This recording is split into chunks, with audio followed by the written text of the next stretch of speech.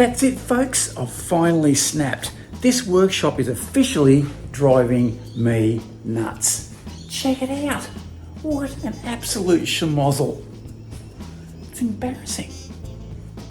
It's hot. I'm cranky. I've got tools shoved everywhere. There's no wall storage to speak of. In my organisation system, well, it's appalling at best. Now, hopefully, fingers crossed, we can address that dog's breakfast by installing a French Cleat Wall on either side of that workbench. And then, in the centre here, I want to build a display cabinet, complete with mood lighting, ooh la la, that can display some special bits and bobs that I have laying around the house.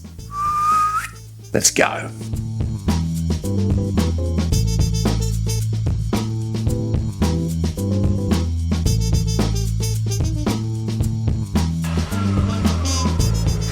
Righto, that's all done. Now let's have a crack at sorting that wall out.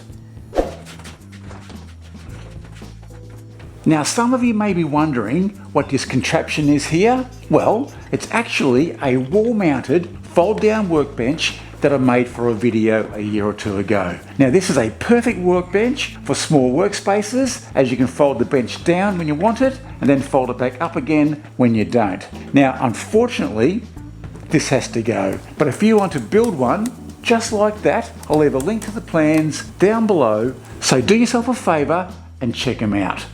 Yo!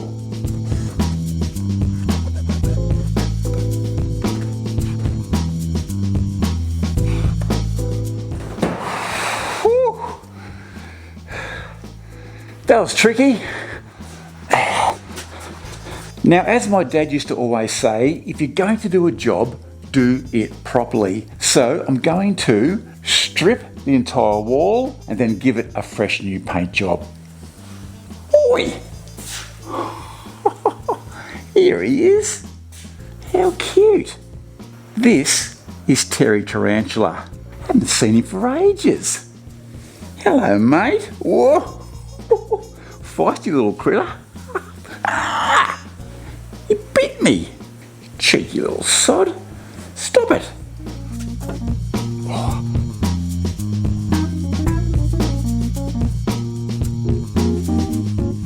Now that's looking much better.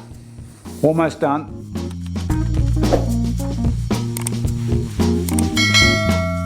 Now that is looking fresh. Love it.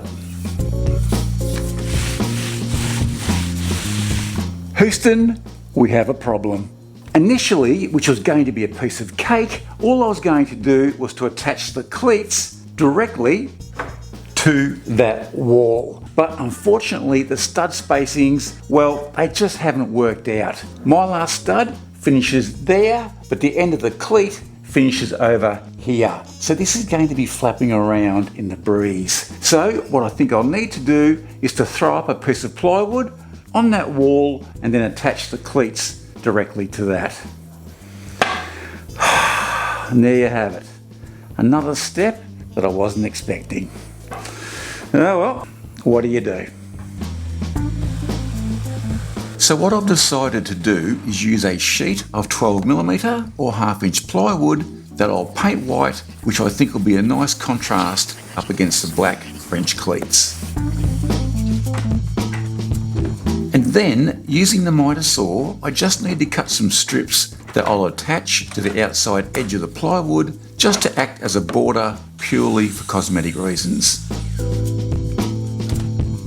These strips are simply screwed to the outside of the plywood. Just remember to countersink the holes first before attaching. I also pre-drilled a hole into the edge of the plywood before driving in those screws, as there isn't a lot of room to play with.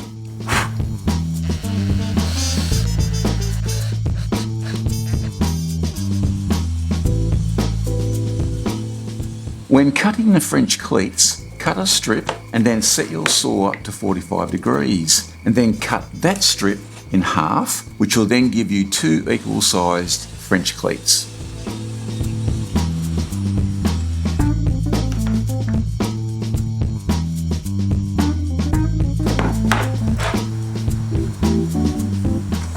When cutting the French cleats to length, I like to set up and use a stop block which enables me to quickly and easily cut multiple lengths to exactly the right size.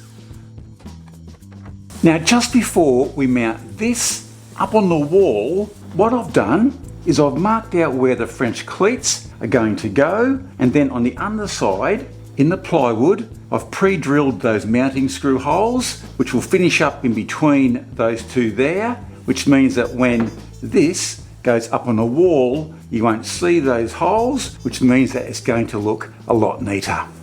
Alrighty, let's do it.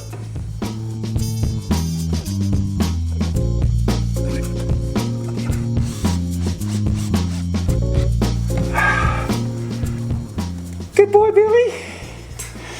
Good boy.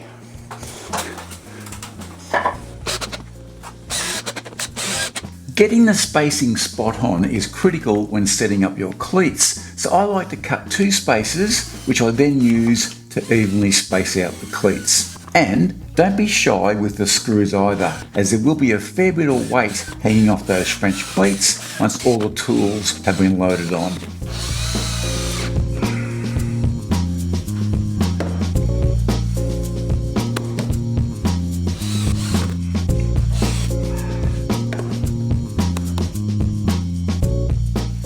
Okay, now that I've set up that whole French cleat wall thingamajig, what I think I'll do next is make and install that presentation box that'll be going on that wall right there. Now look, I'm not going to bore you with all those details, but once that's installed, we'll come back and look at setting up that whole French cleat wall system with the hooks and the tools.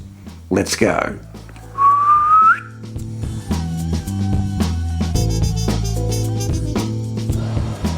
With the cabinet, I wanted it to look a little bespoke, so using the very handy dado jig, which I made just recently, I created a series of shallow rebates which not only look good, but will come in handy later when it comes to mounting some shelves inside the cabinet.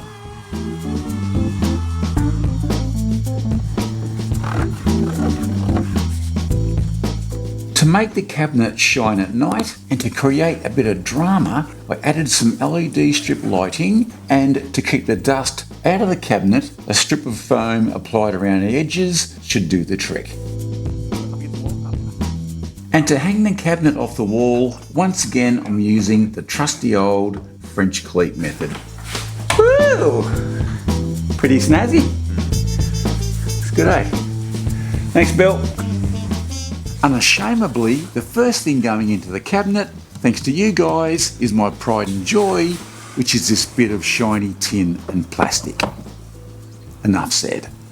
Now the second thing that I want to go into the presentation cabinet is this pretty snazzy looking corner clamp made by Mark Dana from Dana Made. Now look, I absolutely love this, which is why it's going into the cabinet. But on Daine's website, he also makes these where on that section it says, get your bum checked for bowel cancer, which is a really good cause. So make sure you head over to his website, pick up a corner clamp, you'll be doing your bit for bowel cancer, and you'll also finish up with some really square boxes. Win-win. Beautiful. Now the third thing going into the cabinet is this desk ornament that I made a few years ago. Now if you can tell me how that bolt, which is in one piece, has made its way all the way through there without drilling any holes in either end and without cutting any of that timber, let me know down below. It's pretty tricky. Nice. Next on the agenda for the presentation box is this boomerang that I made a year or two ago, which I think turned out really, really nice. Now I got that pattern by using spin art, which is a really cool way of painting an object, but once again, I don't want to scratch it. So it's going in the presentation box. Nice.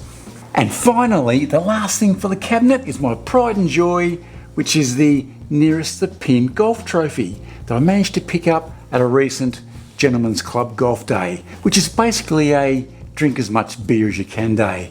Now look, I'm a pretty useless golfer, but on that particular day, I managed to fluke nearest the pin, got the trophy, and as a result, it's going in the cabinet. Love it. Okay, after all that, I think it's time to light this baby up.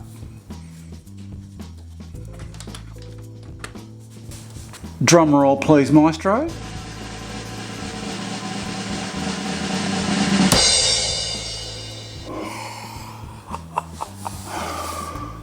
Not bad. Not bad at all. Just quickly, how's this? Yesterday I went to the hardware store to pick up some plywood for those French cleats and also some insect spray because at the moment we've got an infestation of ants. Anyway, while I was there, I pick up a can of insecticide, go to the old bloke behind the counter and I say, "Hey mate, is this stuff any good for ants?" He looks at me and he says, "Nah, it'll kill them." Okay, with the French cleats, I finished up making 14 in total, with a few more to come when I get time. Showing how I made each one would be a 2-hour Snorefest video, but if you're interested in a workshop that flows like butter over hot pancakes, I have a full set of plans for each of the projects down below, so do yourself a favour and check those out. Okay, for a bit of inspiration, here are the individual holders for each of the tools. Let's go. If your workshop looks like a cordless tool graveyard, you're not alone. Drills on the bench, batteries in random drawers, chargers tangled up like last year's Christmas lights. This French cleat drill and battery holder fixes all of that in one hit. You finish your cut, put your reciprocating saw down, and it ends up on the bench, on a shelf, or wherever there was a space at the time. And blades, even worse, floating around loose somewhere. This French cleat reciprocating saw holder gives both your tool and blades a proper home. You finish sanding, put the tool down, and suddenly, dust everywhere, you trip over the cord and knock it off the bench. This French cleat orbital sander holder gives your sander a proper home. Clean, organised, and ready to go. Angle grinders are one of the most useful tools in the shop, and one of the worst to store. Cords everywhere and discs in the way. Sitting on the bench like it owns the place. This French cleat angle grinder holder with disc storage gives it a safe, secure home exactly where it should be. I use my dust blower all the time to clear the bench, clean my tools and blow the sawdust out of the workshop. But when I'm done, it gets dumped wherever there's space. This French cleat dust blower holder fixes that, giving your most loved tool a dedicated, easy access home. Sharp chisels and messy storage don't mix. Throw them in a drawer and you'll end up with dull edges, damaged tips and a frustrating hunt every time you need one. This French cleat chisel holder keeps your chisels protected, organised and always within reach. You start with a couple of clamps. Next thing you know, they're landing in corners, sliding off benches, and somehow always in the way. Sound familiar? This French cleat bar clamp rack gives your clamps a proper home. Neat, organised, and easy to grab when you need them. I always had random tools everywhere. Tapes here, spanners there, and squares, well, they're somewhere. And every time I needed one, I was on a treasure hunt. This French cleat multi-tool holder brings all those awkward, hard to store tools into one clean, organised spot. Flathead, Phillips, that one you know you have somewhere and somehow you still can't find it when you need it. This French cleat screwdriver holder keeps every screwdriver visible, organised and ready to grab in seconds. You know the drill. You finish a cut, put the saw down, just for now, and the next thing you know, you're tripping over it or it's fallen off the saw stool. Not exactly the safest or smartest setup. This French cleat circular saw holder gives your saw and saw blades a proper home. Your jigsaw is one of the most versatile tools in the shop, but somehow it ends up sitting on the bench, the cord's in the way, and the blades, well, they've gone walkabout. This French cleat jigsaw holder with blade storage keeps everything in one place, organised, protected and ready to go. Your electric planer is one of the bulkiest tools in the shop and one of the most awkward to store. It ends up sitting on the bench, getting in the way and covered in dust and shavings. This French cleat electric planer holder, complete with accessory storage, gives it a proper home. Secure, organised and off your workbench. I use my trim router all the time, which means it's always sitting on the bench, getting buried under other tools, covered in dust and offcuts. Not exactly ideal when you need it right now. This French cleat trim router holder with bit storage keeps it organised, protected and ready to grab in seconds. Belt sanders are absolute workhorses, but storing them, not so fun. They end up taking over your bench, getting knocked around and covered in dust with sanding belts scattered who knows where. This French cleat belt sander holder with sanding belt storage gives it a strong, secure home built to handle the weight.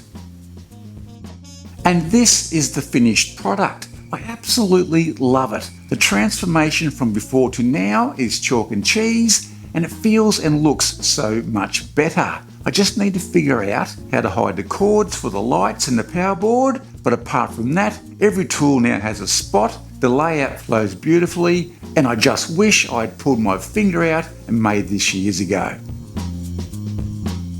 And if you'd like a snazzy, feature-packed flip-top workbench to go with your beautiful new French Cleat Wall system, check out my video over there. Whew. After all that, I think I need a cup of tea. So till next time, be good, be safe, and I'm out of here. Cheers.